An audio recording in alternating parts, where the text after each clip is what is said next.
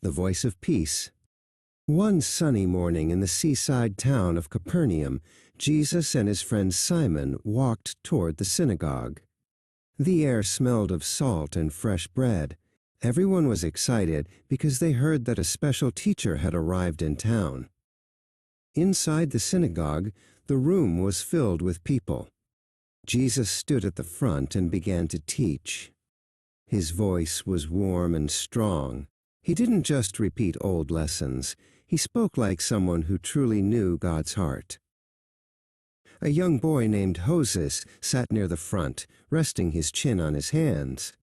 He listened with wide, wondering eyes. He had never heard anyone speak with such authority before.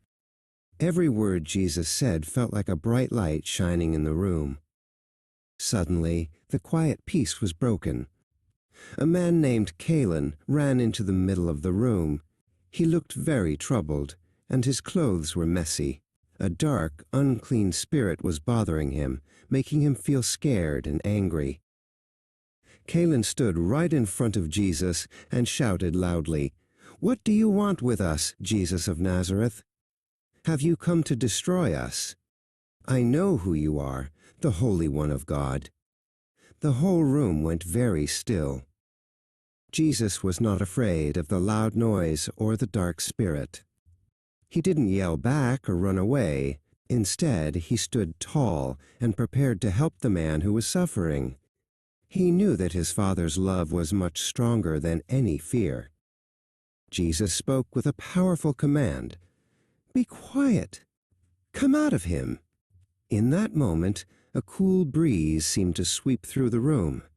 Unclean shook for a second as the dark, heavy feeling left him like a shadow vanishing in the morning sun.